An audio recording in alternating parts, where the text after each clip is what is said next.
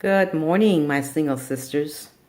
I'd like to talk to you this morning about what should I do while waiting for my soulmate.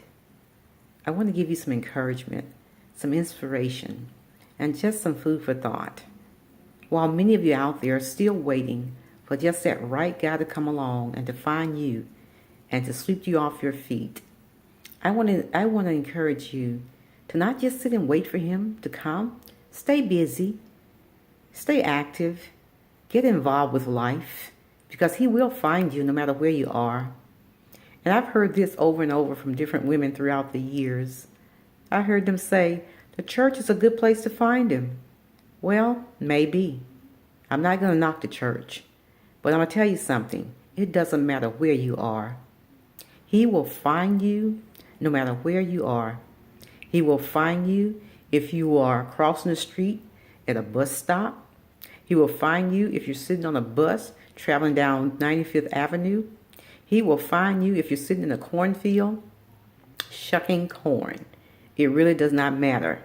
He'll even find you at his mother's house if you just happen to go by there to do a book signing. So it's not about where you are. It is that you are prepared and that you are ready. When he finds you, you are ready to go with him. Now, here's something I want to encourage you to do. I want you to sit down in a quiet place. Take out a sheet of paper and write down 10 things about yourself that you'd like to improve. Write down 10 things about yourself that you'd like to improve. And then write down 3 things about yourself that you'd like to change. And 3 things about yourself that you find outstanding. This gives you work to do. Now, as you're going through this assessment, I want you to really examine them thoroughly and assess yourself, which is something that only you can do. Do this honestly and do it brutally. Because the more honest that you are with yourself, the more capable you're going to be once your soulmate finds you. And then when he does find you, that's not the ending. That is the beginning of the work. I encourage you to ask him to do the same thing.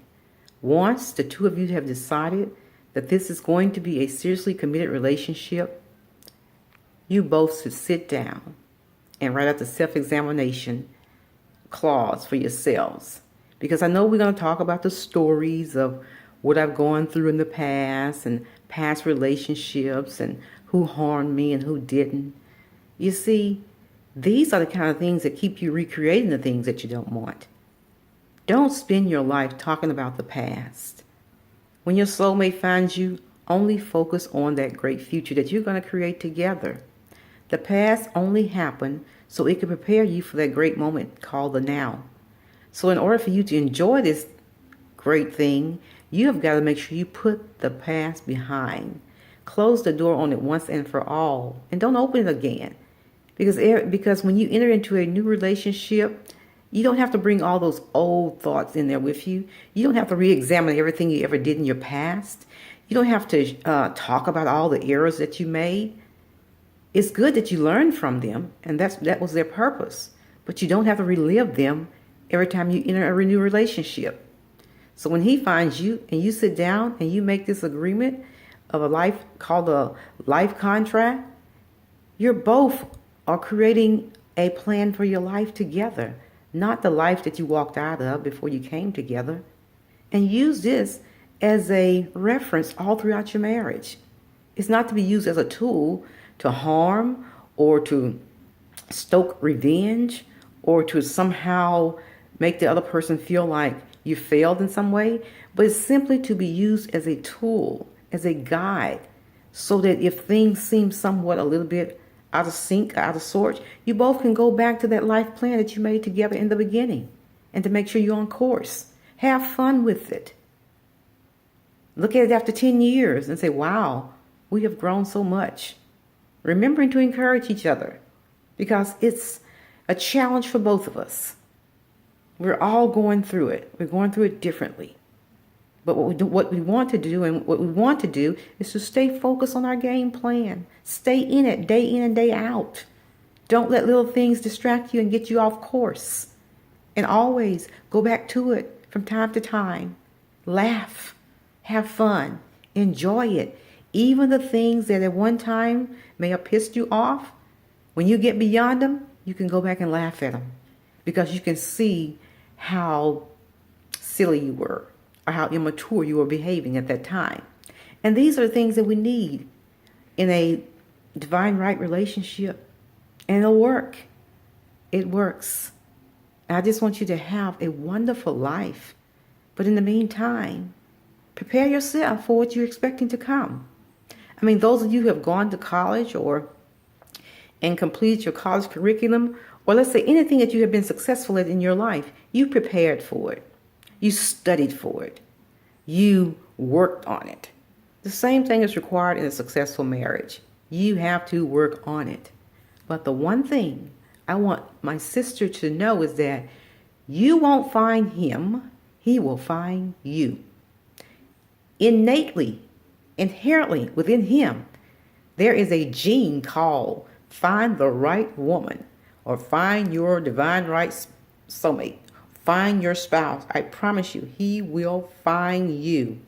Anything short of that is a recipe for disaster.